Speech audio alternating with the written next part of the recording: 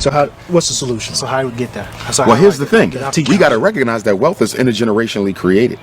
Most people who get rich don't get rich in a lifetime. Oprah, that's once in a while. Bill Gates, that's once in a while. Most people are intergenerational wealth. That means what? That if black people want to catch up, we have to start saving wealth and passing it to the next generation. Our biggest problem ain't that we're splurging. Is that every time we splurge, we're stealing from our descendants. You're giving them no inheritance to get started with.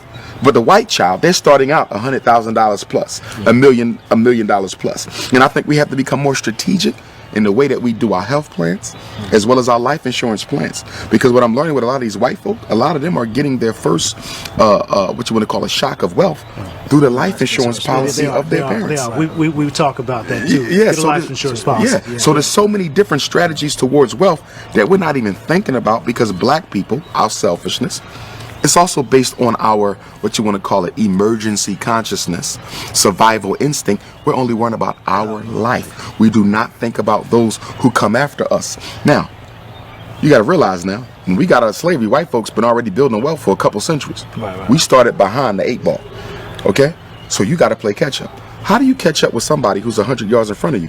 You have to run faster than they are. That means we have to sacrifice our spending habits more than everyone else in order to catch up.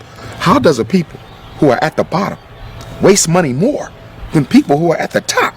So not only are you not catching up, you're not even thinking about it, trying to catch up. This is good, and we got 1,000 questions, and we know you got a flight. We appreciate the time. Thank you. No problem. One fat, meat, juicy point. What would it be before you go? I would say that we have to build our own schools. Everything we're talking about, the only way it becomes normalized, the only way it becomes a part of the collective black consciousness is if the children are raised with it as a group. Remember, all progress is group work. It's teamwork. That means we need all the children in Jackson to be taught the principles of financial empowerment. All the children of Jackson to be taught how to eat healthy. All the children of Jackson to understand what black family means and why it's so important. Until then, it's just a specialty. As we spoke earlier, diet being a specialty, wealth is a specialty. Think about it. If you're black and you're in the know about money and the laws of finance, you are a specialty. You are an eccentricity. You are an oddity. That's a problem. Because for white people, gaining wealth is a regular part of their everyday conversation. Even poor white people are regularly talking about wealth.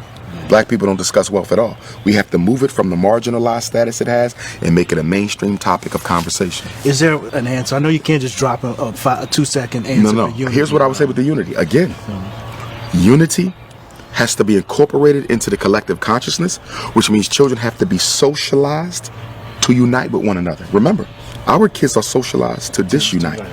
As a principal, right? I've had first graders, 6 and 7, talking about how black your skin is, how cheap your clothes is, how nappy your hair. You're 6.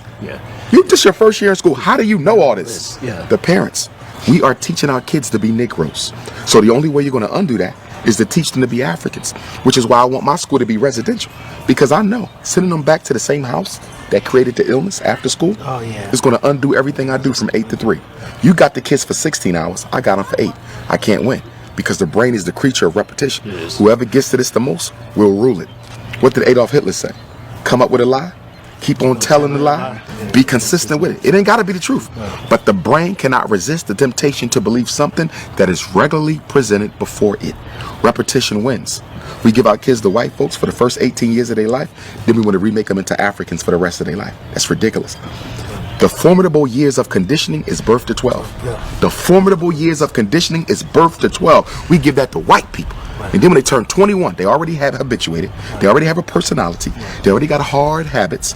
And now we want to re-Africanize them. Who does that? What people have ever gotten free, giving the best years of their children to their oppressor?